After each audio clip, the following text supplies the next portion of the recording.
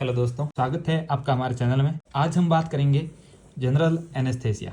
तो general anaesthetic दोस्तों, इसमें इंपॉर्टेंट क्वेश्चन कौन कौन से हैं? इसमें देखो, सबसे पहला क्वेश्चन आता है स्टेज ऑफ एनेस्थेसिया, ठीक है। उसके बाद सेकंड क्वेश्चन आता है कि क्यों हम हेलोथेन को नाइट्रस ऑक्साइड के साथ कंबाइन करते हैं।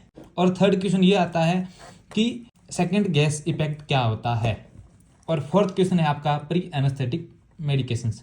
ये 4 क्वेश्चन है, यूनिवर्सिटी के लिए भी इंपॉर्टेंट है और आपको कंसेप्ट के साथ याद करोगे तो आप कंफ्यूज नहीं होगे, ठीक है। और जितनी कोशिश होगी मैं आपको याद करवाने की पूरी कोशिश करूंगा और आपको वीडियो के एंड में सब याद हो जाएगा।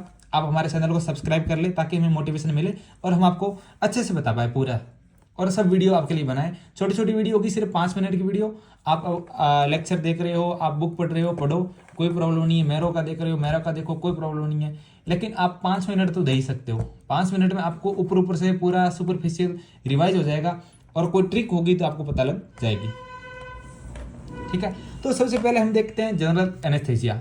तो at the end of chapter सबसे ज्यादा कंफ्यूजन होता है कि जनरल एनेस्थेसिया और लोकल एनेस्थेसिया क्या डिफरेंस है दोनों में। तो देखो, जनरल एनेस्थेसिया और लोकल एनेस्थेसिया में पहला डिफरेंस ये है कि जनरल एनेस्थेसिया है, इसकी साइट ऑफ एक्शन है CNS, mainly CNS, central nervous system. और जो हम लोकल एनेस्थेटिक पढ़ेंगे उसकी साइट ऑफ एक्शन है पेरिफेरल नर्व। तो जो जनरल एनेस्थेसिया है ये पूरी बॉडी पे वर्क करेगा, लेकिन लोकल एनेस्थेटिक है वो सिर्फ एक स्पेसिफिक पार्ट। यानी कि मेरे को अगर मान लो कोई हैंड की कोई सर्जरी करनी है तो मैंने यहाँ पे लोकल लगा दिया, तो लोकल एनेस्थेसिया सिर्फ इस पार्ट पे ही एक्ट करेगा, नंबनेस इसी पार्ट में आएगी। लेकिन जनरल एनेस्थेसिया में ऐसे होगा कि पूरी बॉडी में, यानी कि अनकॉन्शियसनेस होगी।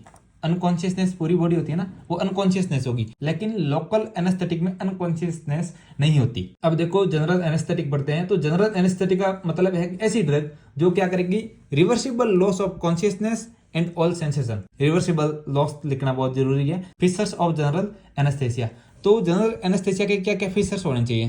तो पहला है कि रिवर्सिबल लॉस ऑफ कॉन्शियसनेस, कि कॉन्शियसनेस का रिवर्सिबल लॉस होना चाहिए, सेंसेशन का भी रिवर्सिबल लॉस हो जाना चाहिए, एनल्जेसिया होना चाहिए यानी कि दर्द ना हो, एमनेजिया होना चाहिए यानी कि जो ऑपरेटिव प्रोसीजर है वो उस पेशेंट को याद नहीं हो, वो भूल जाए। फोर्थ है मसल रिलैक्सेशन। तो मसल रिलैक्सेशन का मतलब ये है कि मसल जब रिलैक्स होगी तभी तो हम ऑपरेटिव प्रोसीजर कर पाएंगे ना, ठीक है। और रिफ्लेक्स को कम करना। देखो दोस्तों, ऐसी कोई ड्रग नहीं है जिसमें जनरल एनेस्थेसिया के 4 ऑफिसर हो, तो ऐसी कोई सिंगल ड्रग नहीं है। तो हमें क्या करना पड़ता है, ड्रग को कंबाइन करके देना होता है। आगे मैं बताऊंगा कैसे क्या है। अब एक कंसेप्ट आता है मिनिमल एल्वुलर कंसंट्रेशन। तो मिनिमल एल्वुलर कंसंट्रेशन का मतलब ऐसे है कि कम से कम कितनी कंसंट्रेशन हो, यानी कि हम अगर इनहेल कर रहे हैं तो एल्वुलाई में कितनी कंसंट्रेशन हो कि इमोबिलिटी प्रोड्यूस हो जाए, यानी कि एनेस्थेसिया प्रोड्यूस हो जाए। कोई स्टिमुलेशन दो फिर भी मोबिलिटी नहीं हो। अगला टॉपिक है जिसपे आपको क्वेश्चन आ जाता है स्टेजेस ऑफ एनेस्थेसिया। अब इसमें कंसेप्ट है, इसमें रटने की जरूरत नहीं है।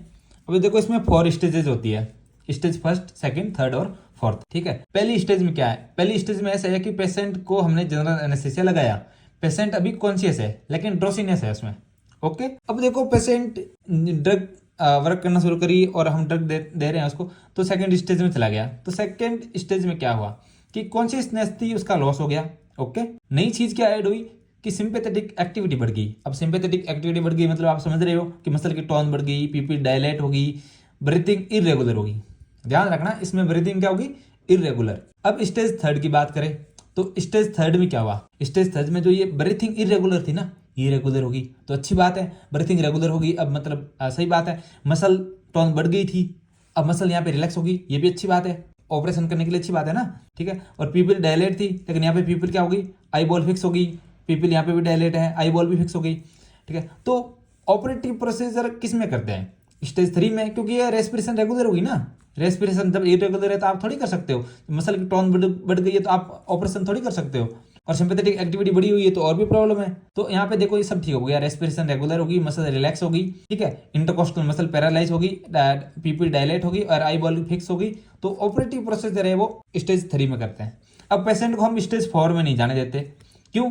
क्योंकि स्टेज 4 में क्या होता है कि यहाँ पे देखो रेस्पिरेशन इरेगुलर थी ना, रेगुलर हो गई, यहाँ पे रेस्पिरेशन डिप्रेशन होने लगता है। तो रेस्पिरेशन का डिप्रेशन हो जाएगा, वेस्टोमोटर सेंटर का डिप्रेशन हो जाएगा, तो क्या होगी, डेथ हो जाएगी। Death occurs with in few minute.